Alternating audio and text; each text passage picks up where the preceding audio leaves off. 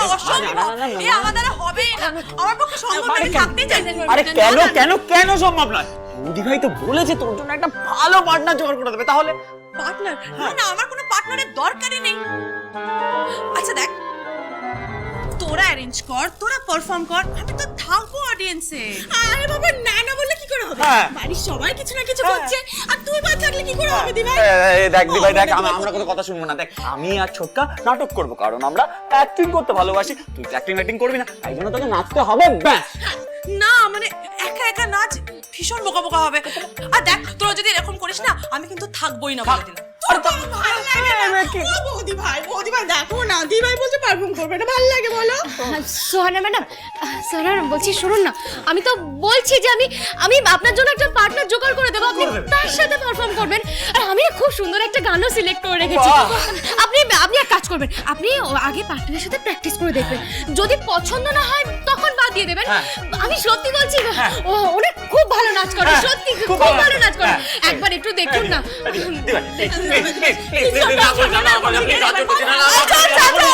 Okay fine, কিন্তু আমার একটা কন্ডিশন আছে। আমার কন্ডিশন? ইয়েস, আমি আমার পার্টনারের প্রথমে টেস্ট নেব, আমি দেখবো সে কিরকম নাচে, আর তারপর আমি ডিসাইড করব। আচ্ছা ঠিক আছে, তাই হবে। তাই হবে, তাই হবে, তাই হবে, তাই হবে। এবার দিভাই ডান্স করবে। আচ্ছা ঠিক আছে, ওকে।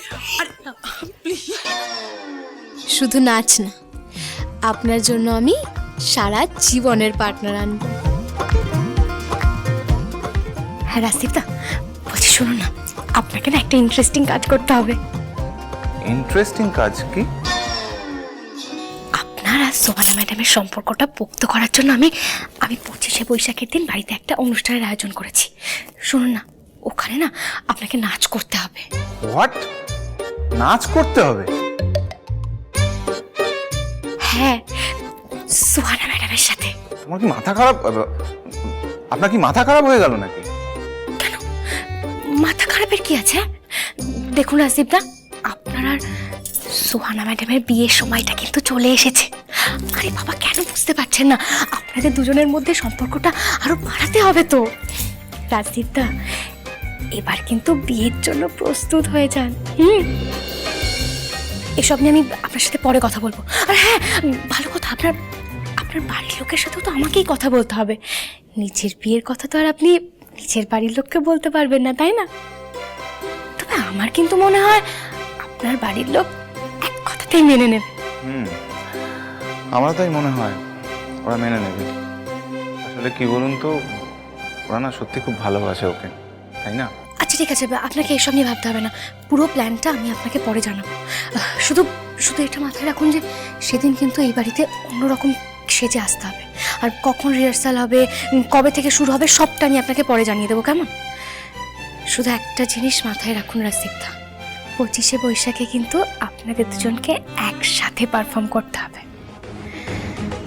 আর তারপরেই ঘটবে আসল ঘটনা। আমি এখন রাখছি।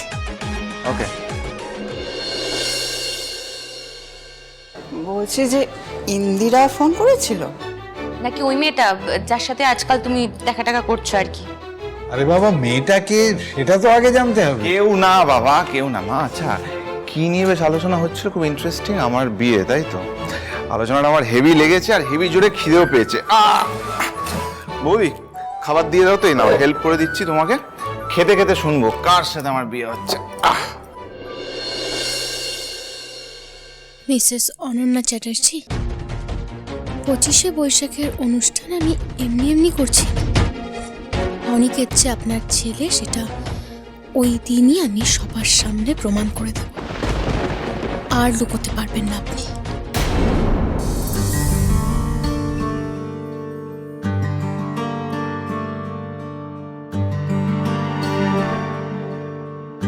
এই যে নাচ টাচ করবেন বলে চলে আসলেন, এই সবার জন্য তো রিহার্সাল দরকার। আমাদের পরিবারের সবাই খুব ভালো ডান্স করে, স্পেশালি আবিরা আর সায়ন। দেখুন, আমি কিন্তু হারতে পারবো না, মানে সবার কাছে হাসির খোরাক হতে পারবো না।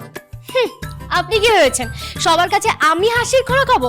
আপনি আমাকে শান্তিতে বসতে দিলে তো। শুনুন না, আপনাদের কিন্তু বেশ ভালো করে প্র্যাকটিস করতে হবে। আর আর হ্যাঁ, ফাঁকি মারার চেষ্টাও করবেন না আপনি। কি বলে ফাঁকি?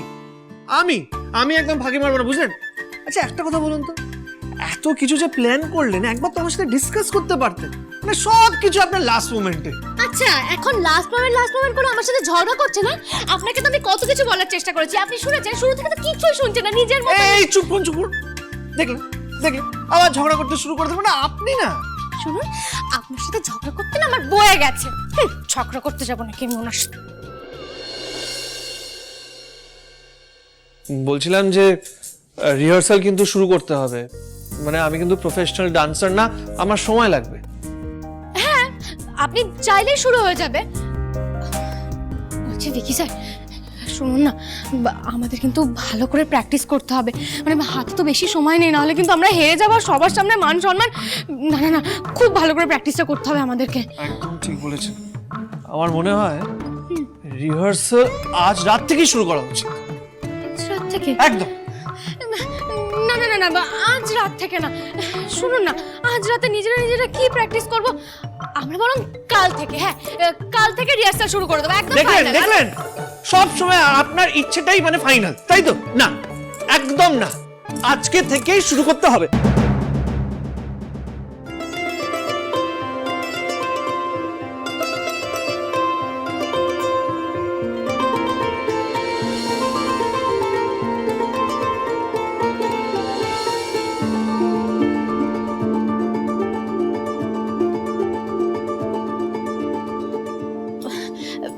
দেখুন, একদম সুযোগের অপব্যবহার করবেন না, বুঝতে পেরেছেন? আর একদম কাছাকাছি আসারও চেষ্টা করবেন না। কি বলেন আপনি? আমি সুযোগ নিচ্ছি? নিচে এই ডুয়েট নিয়ে কে নাচানাচি করছিল? আমি না আপনি? আপনার কাছে আসতে আমার বয়ে গেছে, বুঝলেন?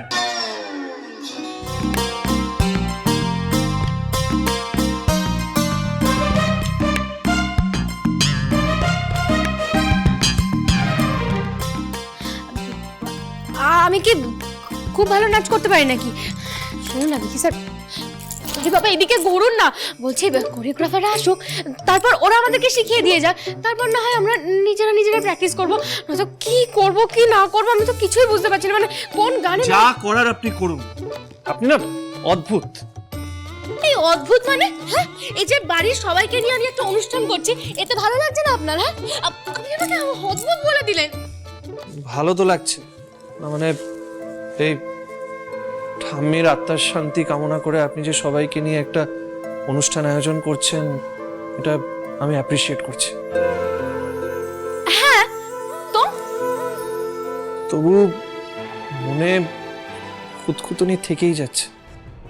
উফ বাবা, আপনার আবার কিসের কুতকুতুনি বলুন তো? বুঝেছি, নিশ্চয়ই আমাকে বিশ্বাস করতে আপনার একটু কষ্ট হচ্ছে, তাই না? আবার এটাও হয়তো ভাবছেন যে আমি এত কিছু করছি নিশ্চয়ই এই পরিবারের ক্ষতি করার জন্য করছি। হ্যাঁ, তারপর ধরুন সবাই আমার কথা মতো চলছে, তো এইটা চলা ঠিক হবে না ভুল হবে সেসব নিয়ে ভাবছেন তো? এই দেখলেন আপনি কিন্তু ঝগড়া শুরু করলেন। আমি কিন্তু এসব কিছু বলিনি। আচ্ছা তাহলে কি বলেছেন আপনি? আমি কিন্তু কিছু কি